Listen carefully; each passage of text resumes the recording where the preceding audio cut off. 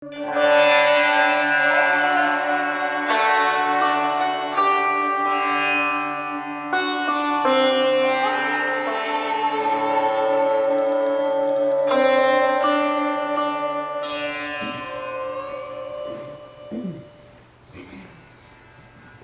evening, everyone. Good evening. Still awake? Right.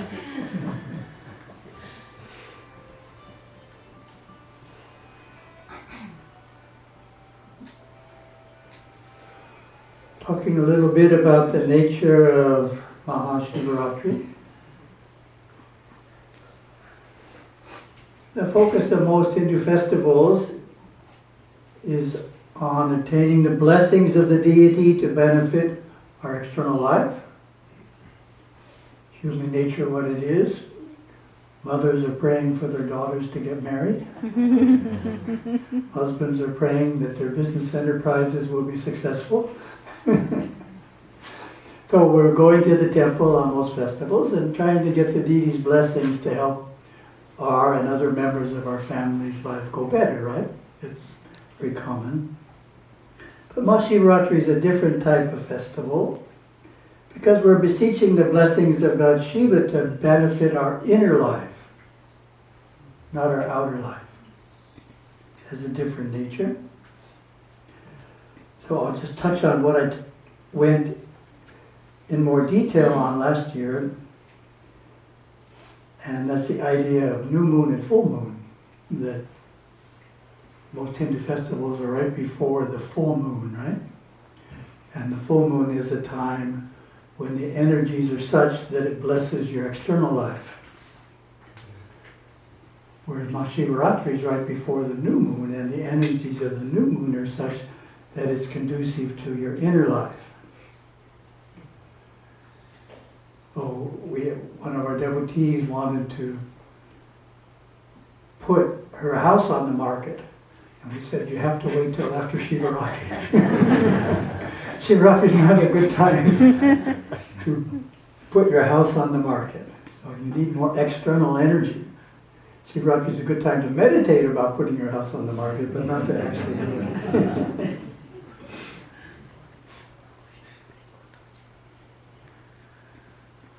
So those energies are called nivriti and pravriti. Pravriti is when energy is flowing out and benefits our external life. That's most festivals before the full moon. And nivriti is turning within. It's when energies naturally are withdrawing. So Gurudeva, for example, his Mahasamadhi was right before the new moon. Which makes sense, right? For a great yogi, that their time of passing would be at a time when the forces are in maximum withdrawal mode. That's good.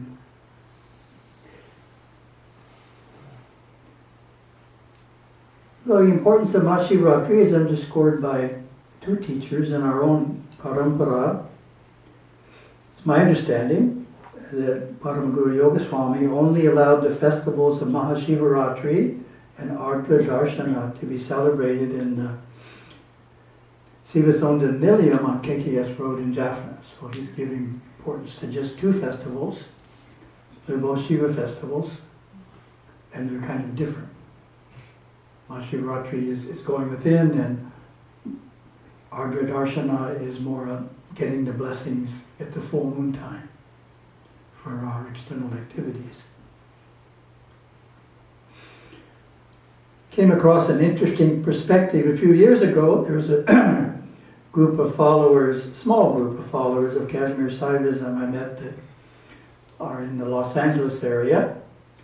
And one of them explained that we're different than other Hindus because we just focus on Shiva, and the only festival we celebrate is Mahasivaratri. So that's like a North Indian Saiva tradition. They're just totally focused on this festival, Mahasivaratri.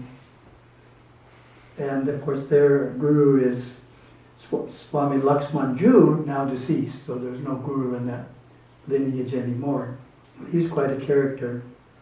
I have a quote from him. So he uses the word Bhairav, which is short for Bhairava, which is a form of Shiva, kind of a protective form of Shiva, very common in Kashmir Saivism to see shrines for Bhairava.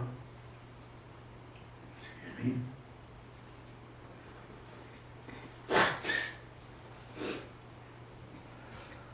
It says, I am Bhairava, and the entire world is my offshoot. Whoa.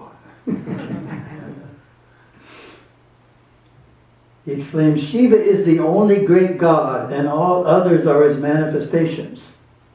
So that's what Gurudeva was talking about. Interesting, that ties in with Gurudeva's audio. He was saying that Shiva, what does Shiva create first? He's just by himself. He creates the gods. That's his first creation. Then the gods create their helpers, and then Shiva creates souls. So Shiva creating gods is exactly what he says. Shiva is the only great God, and all others are his manifestations. God is the inner being.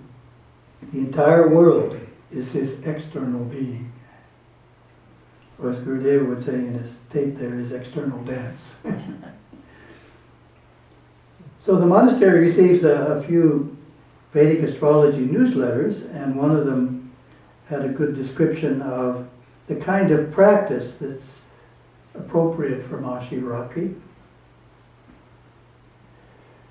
This is current, so from her point of view, there's a few difficult months coming up. In anticipation of some possibly difficult months ahead, we have the auspicious opportunity to do sadhana on Mahasivaratri. This Hindu holiday is seen as perhaps, qualifying it, the most auspicious day of the year to do spiritual practices. We would say, definitely is. Meaning their benefits are greatly enhanced by the astrology as well as the collective prayer that will be happening. Nicely said. Gurudeva gives this description in Dancing with Shiva. Mahasivaratri is the night before the new moon day in February-March. We observe it both as a discipline and a festivity, keeping a strict fast and all-night vigil, meditating, intoning Shiva's 1008 names, singing his praises, chanting Sri Rudram, bathing the Shiva Linga, and being near the Vairagis, which means the Swamis, as they strive to realize Parashiva, which is the highest aspect of Shiva as absolute reality. So that sets a nice background on the nature of Mahasivaratri. And in terms of my particular theme, the theme is Mahasivaratri is a good day to turn within and strengthen our inner spiritual identity. Inner spiritual identity. So I'm going to explain in the next section what that means. Many people start out in this life with just one identity, which is their external identity. They think, I am a person who has a body, emotions, intellect, and will. That's who I am. Different individuals focus on different aspects of this human external identity. Many people simply focus on their body. How they look is who they are. Others identify with the emotions and memories of their mind, and still others think they are the intellect, the reasoning part of the mind and the willpower to successfully accomplish their plans. Hinduism, of course, teaches that that is not all you are. You also have a spiritual identity, your soul, commonly referred to in Sanskrit as the Atma. Furthermore, Hinduism stresses that this second identity, the soul, is actually who you are. I noticed this a few years ago and I thought I'd include it in this talk. I found it interesting that both Gurudeva and his Guru Yogaswami start their respective writings stressing this very point. You are the Atma. So Yogaswami's writings, they're collected up in a volume called Nachintanai, which means good thoughts. And it's a collection of both his songs, primarily his songs, but also some of his letters to actual people. This is Yoga Swami's first letter, which is entitled, Who Am I? Of course, in Tamil is Nan-Yar, and reads, You are not the body, you are not the mind, nor the intellect, nor the will. You are the Atma, Ni-Atma. The Atma is eternal. This is the conclusion at which great souls have arrived from their experience. Let this truth become well impressed on your mind. But there is one thing to which you must give attention. Never swerve from the path of Dharma. Let it be your practice to regard every life as the holy presence of God. He is both within and without. Then we have Gurudeva's first sloka from Dancing with Shiva. Who am I? Where did I come from? And the answer given is, Rishis proclaim that we are not our body, mind, or emotions. Sound familiar?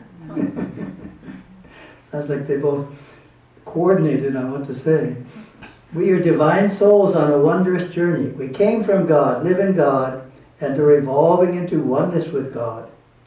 We are in truth the truth we seek. Om. So that's the first idea. For those who are interested in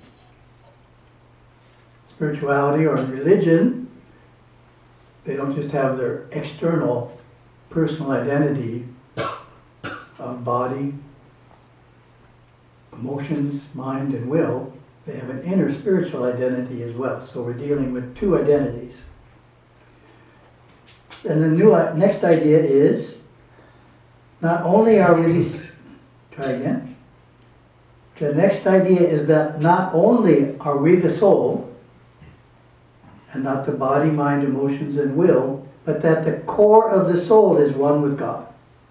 So this is a different idea. The core of the soul is one with God.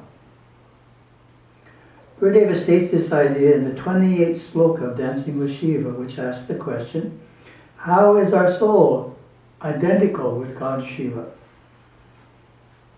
He answers, the essence of our soul, which was never created, is eminent love and transcendent reality, and is identical and eternally one with God Shiva. At the core of our being, we are already that, perfect at this very moment. Om. And he explains further, the core of the subtle body is Para Shakti or Satchit Ananda, eminent love, and at the core of that is Para Shiva, transcendent reality. At this depth of our being, there exists no separate identity or difference. All are one. Thus, deep within our soul, we are identical with God now and forever. These two divine perfections are not aspects of the evolving soul, but the nucleus of the soul, which does not change or evolve. From an absolute perspective, our soul is already a non-dual union with God, but to be realized, to be known. We are that, we do not become that. So Gurudev is explaining a key concept, which is that we're already one with God as omnipresent consciousness and transcendent reality. Nothing has to happen for this to be the case. It's just that it's at the core or the nucleus of our soul, and we're not able to go there. Most people aren't able to go there.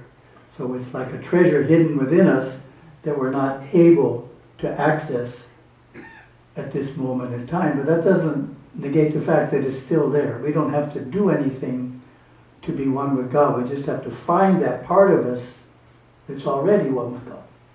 Makes it sound easier, right? Like a treasure hunt. So interesting, this next quote from Yoga Swami. I started this talk about, I think 3 days ago I started writing it. And I stuck in this next quote from Yoga Swami. And then this morning, as is customary, I go over to the Yoga Swami shrine after the monk's meditation is over, and I open Words of Our Master. And I opened to this very quote that I had stuck in the talk. I said, whoa! Must be important. It's so simple, but it's so profound. You and I are one. Eternal bliss is already acquired. That's his way of saying you're already one with God. He just says things so simply, you might miss the point. He's just saying eternal bliss, Ananda, is already acquired, and you and I are one. So if Yogaswami and you are one, that means both of you are in this core or nucleus of the soul. That's the only way both of you can be one. And if you're there, then eternal bliss is already there. Thought it was a nice way of looking at that.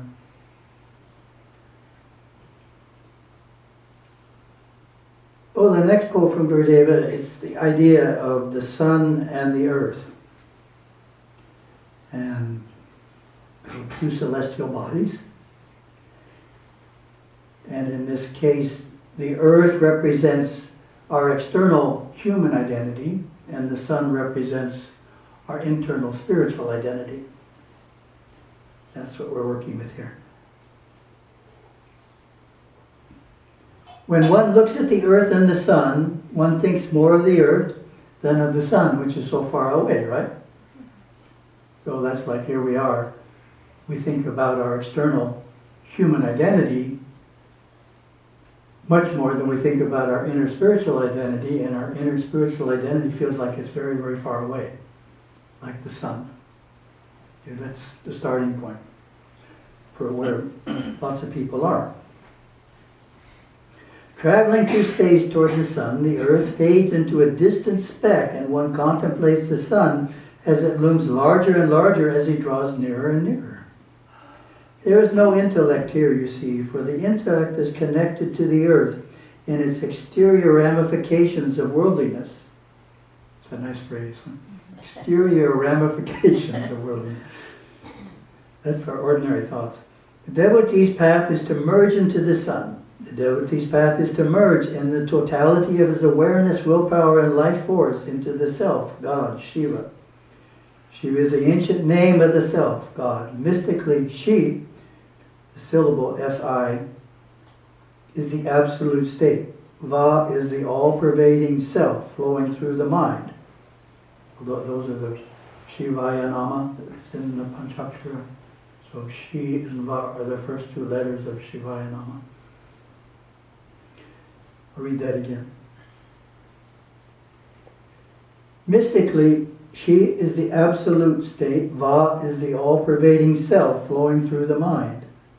So those are the two aspects of Shiva that also are at the core of our soul, Shiva. It is only when the devotee, through yoga disciplines under the direction of his Satguru, traverses the thought strata of his mind that he begins to experience what he has been learning philosophically. So that's pointing out the two steps. First, we have to, when it comes to Hindu truths, it's natural to first learn about them intellectually.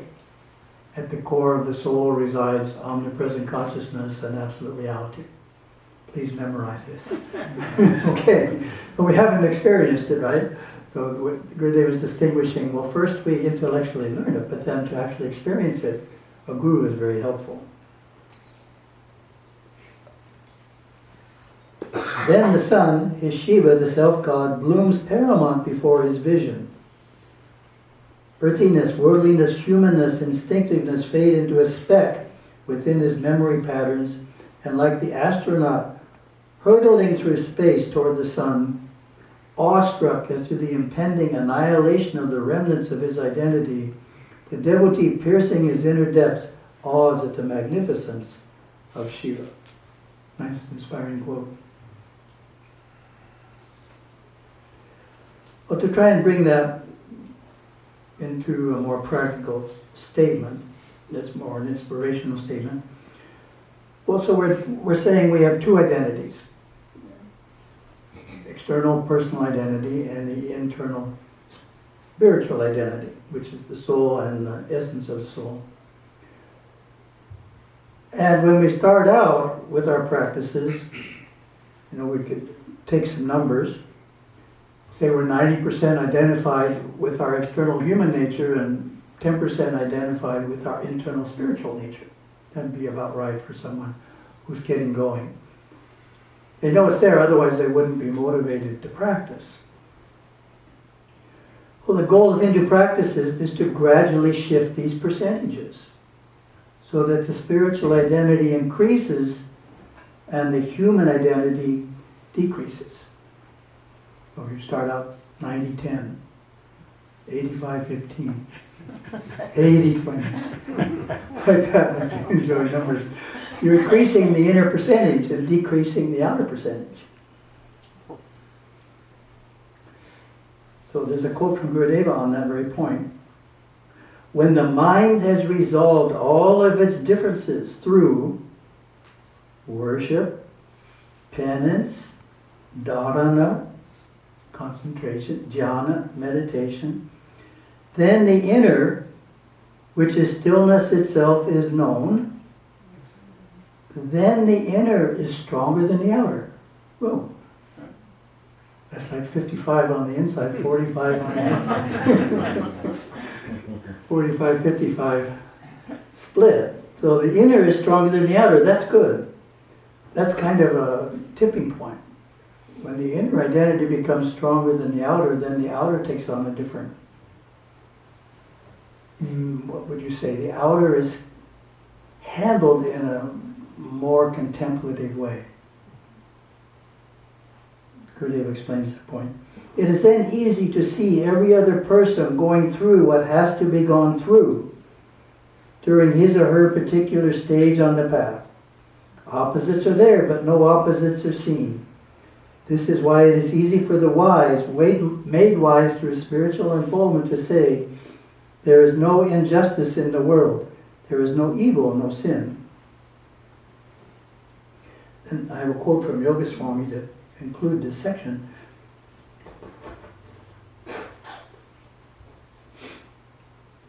So for those of you who don't know, Yogaswami, our Padma Guru, in his latter years, broke his hip. He was playing with the cow, and the cow got rambunctious and knocked him over, as cows can do. Our cows have knocked some of us over sometimes, and it's very scary. Big cow up there, you're on the ground. So he was in the hospital for a long time, getting his hip repaired, and because he was older, it never healed to the point where he could walk. So he was kind of in a wheelchair, and you see some pictures of him. He looked a bit disheveled sometimes. His hair was all up, versus how he looked really put together and kind of fiery 10 years before or so. So this is a statement he makes in that point. This, meaning Swami's illness, is a gift. Okay, he's ill and he says it's a gift. Well, why is it a gift? Karma must be gone through. So it's a gift because it's a way of going through karma. Then he makes the point which ties in. I have no connection whatever with this body. Oh, he's probably 95.5, right? He's as far identified with the inner as you can go with and still have a physical body. So he's just hanging in there. I have no connection whatever with this body. So it's a beautiful statement which shows what a great soul can do in terms of the inner reality is just all he thinks he is. And he happens to still have a body, but doesn't really relate to the answer to the question, who am I? See where we are on time. Okay, 3 more minutes.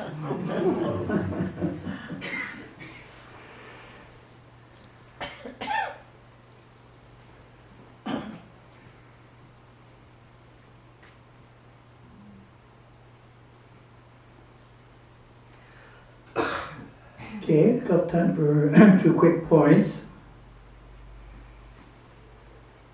Well, how do we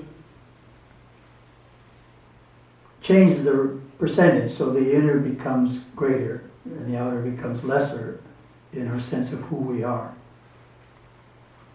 Well, the answer that I give here is every time we connect strongly with our inner spiritual identity, we increase our identity with it and decrease our identity with the external human nature. So strongly. So, for example, if on Shivaratri we have a strong inner connection with our inner self, that's going to lessen our identity with our outer self and increase our identity with our inner self. That's what happens. So, by strong connections, we automatically change this relationship of who we think we are, and we become more the inner and less the outer. So Mahasivaratri is an excellent time to accomplish this, as was explained at the beginning.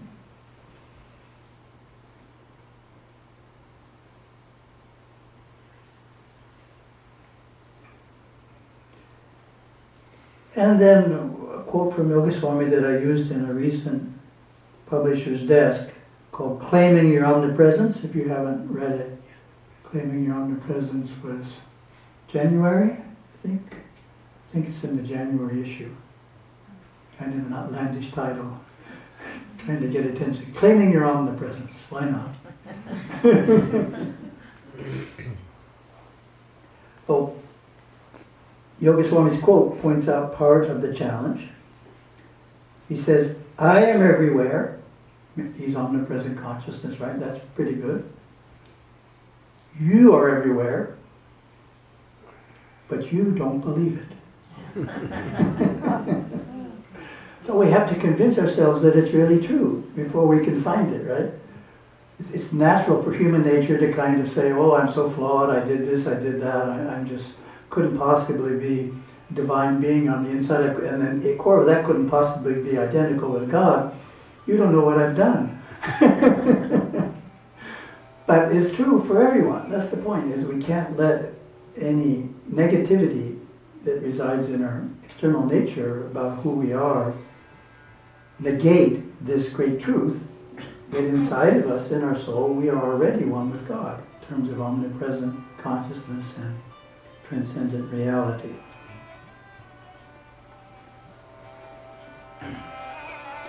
Thank you very much.